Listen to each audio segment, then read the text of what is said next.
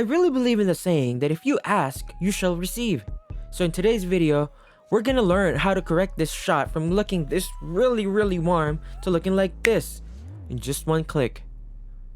We've all done it. As much as of a perfectionist as we are as filmmakers, we still manage to forget to set the correct white balance in camera. In my last video where I showed you 5 cheap camera accessories that you should get that are under $30, one of them was this.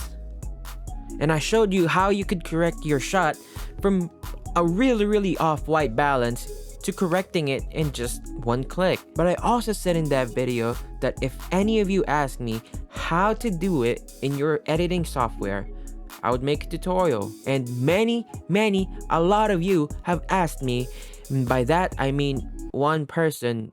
Thank you, Nate DiCamillo, for forcing me to make this tutorial. I'm just kidding, dude. Thank you. And so this video is that. Let's hop on the computer.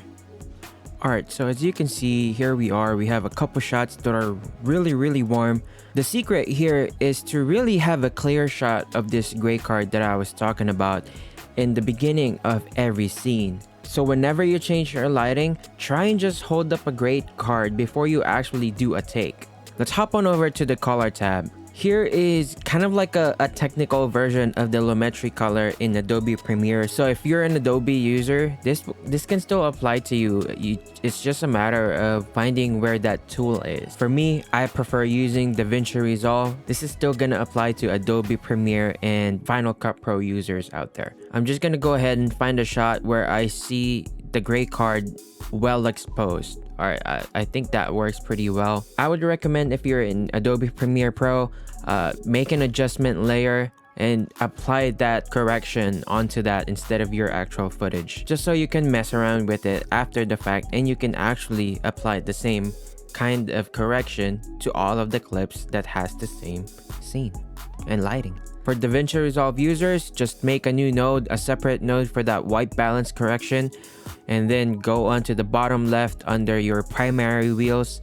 There's an eyedropper tool right there, and then just click it, find a good spot on the gray card where it's well exposed, and then tap it, and then just like that, you pretty much corrected the white balance of that clip. Having 10-bit footage is gonna really help you a lot in correcting your white balance. I know that there are a lot of people who are like, oh, I don't need 10-bit. Well, when things like these happen, having a 10-bit footage is really helpful. And then from here, you can just do your basic grade. I'm just gonna do a quick one. I like to lift up the midtones and then drop the shadows. And then once you're happy with your grade, I just did a very basic one.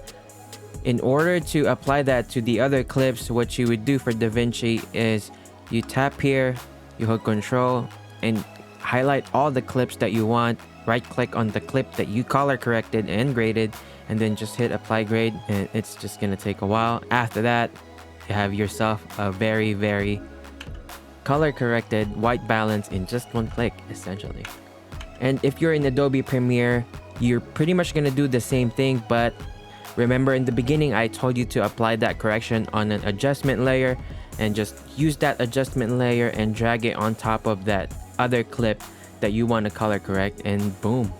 That would be it in today's video. Thank you so much for watching. If you found this video very helpful and of value for you, hit that like button, subscribe for more content like this because I'm making so much more content this year. Thank you so much. It's been Caldejon. Let's get better together. Peace.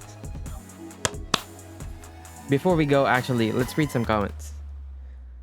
Wait, I just realized nobody comments on my videos.